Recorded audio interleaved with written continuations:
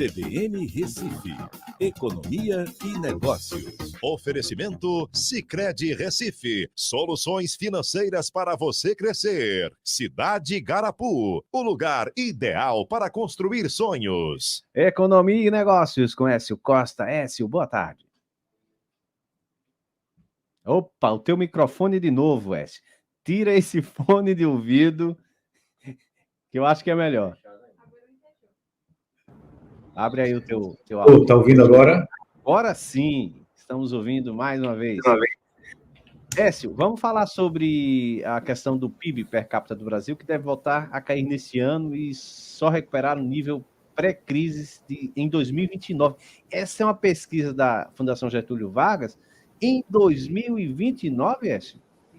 Esse é um levantamento feito pelo IBRE, da FGV, mostrando alguns cenários.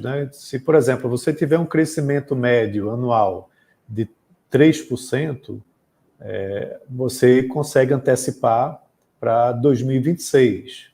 Uhum. Mas se você crescer algo mais próximo aí de 2,4%, que aí está um pouco mais alinhado com as expectativas de mercado, do Boletim Focus, por exemplo, aí vai para 2029. O que é que acontece? A gente teve um pico registrado em 2013, do PIB per capita, que para quem não conhece, o PIB per capita nada mais é do que você pegar o PIB daquele ano e dividir pela população daquele ano.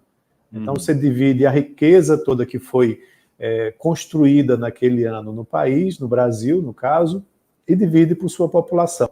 Então, em 2013, a gente atingiu o nosso pico, e aí de 2013 para cá, teve uma crise muito forte, de 2014 para 2016, quando caiu drasticamente.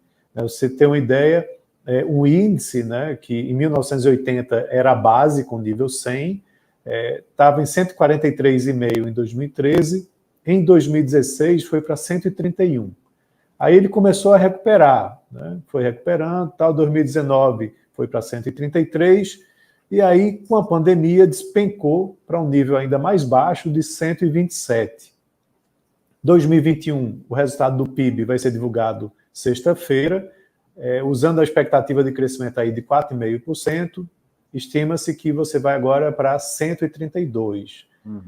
2022 deve ter um crescimento praticamente zero do PIB, 0,3 a expectativa, aí você mantém 132 e aí começa a crescer de acordo com as expectativas aí do mercado.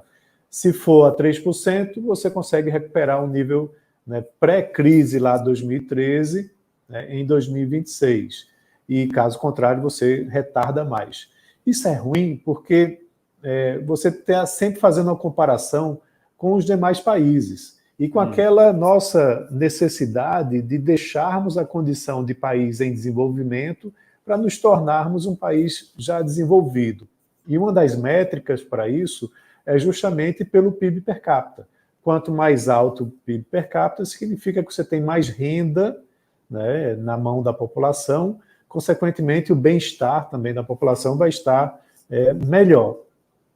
Então, para isso, a gente precisaria de destravar muito a economia brasileira, para que a gente tenha aí com reformas tributárias, com outras reformas que venham a facilitar os negócios e a economia possa ter um crescimento mais forte nesse período. Aí você faz com que esse gap, essa diferença entre a nossa condição atual e a dos países desenvolvidos diminua e a gente consiga chegar lá no mesmo patamar deles. Mas, por enquanto, a perspectiva realmente é essa. E vale lembrar algo importante para só finalizar, que o ritmo de crescimento da população ele vem caindo. Então, isso, de certa forma, termina ajudando, porque é menos...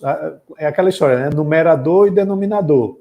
Se o numerador crescer mais e o denominador crescer bem pouquinho, você tem uma divisão que melhora o resultado.